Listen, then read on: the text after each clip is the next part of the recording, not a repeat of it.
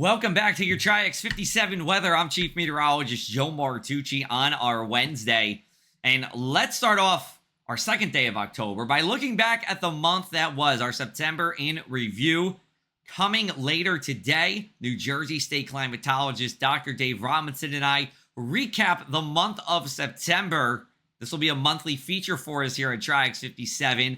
If you remember, if you've been following me, I did this back in my time at the Press of Atlantic City with our monthly weather roundup, and we're bringing it back as we go into this fall and beyond. So, Dr. Dave Robinson said bone dry weather is our biggest story of the month. We're anywhere between the 3rd to 6th driest in New Jersey, going back to 1895. Temperatures have been about seasonable during the month of September. No real extreme heat and no real extreme cold either. So, fairly good news there. And then the flooding frenzy. We saw coastal flooding develop on September 15th, and we have seen flooding for pretty much the rest of the time since then. Some places have seen flooding for 2 weeks straight, and we'll show you that in just a minute.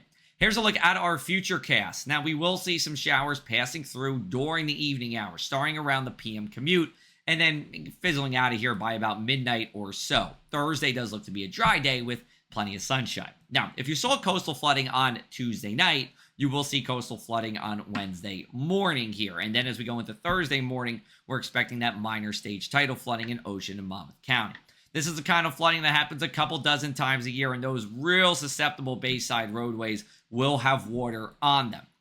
If we go to Waretown, this is in Ocean County. Look at this. They have been flooding for 14 days straight. Here, you have to go back to September 17th to see them the last time without coastal flooding in Waretown. And we look at our map here of Manahawkin and Mud City and the Stafford part of Ocean County. And anywhere in blue is where there's going to be water on normally dry ground. In this case, mainly in the Mud City section of town, just to the north of Route 72, and a little bit right on the southern side of Route 72 as well.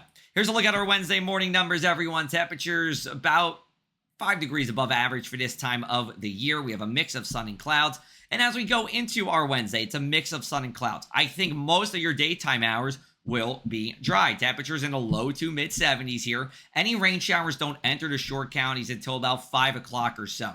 Then as we go into the evening, we're looking for a few rain showers around. It could last as late as 12 o'clock. I think the main time for this is 7 p.m. to midnight here. Winds will be light from the north and east. Low temperatures on either side of 60 degrees, so it's a mild night. And then we go to Thursday, plenty sunny here across the area. We should see more sunshine as the day goes on, and temperatures seasonable with a wind light to moderate out of the east and then switching to the north and west sometime earlier in the day on our Thursday.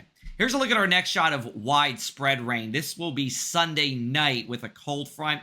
Details on the timing are still a little too early for that. It could be earlier in the day on your Sunday, but I do believe for all intents and purposes, your weekend events are going to be okay. And we have Fall Fest in Smithville. We have plenty of events up and down the Jersey Shore, and that's certainly good news, better than what we had last weekend. I can tell you that. Here's a look at our inland 7-day forecast. So we have a rain shower on our Wednesday night. Some areas of fog on Thursday and Friday mornings inland as well. And notice those temperatures rising here. 77 degrees on our Saturday. It's a dry day. Sunday will stay dry day with rain at night. And then staying seasonable as we go into next week. Over at the shore, I think we have a beach day on Saturday if you want to head to the shore. Water temperatures are still in the upper 60s here. And we're talking about, as we go into our Sunday, still looking dry as well here.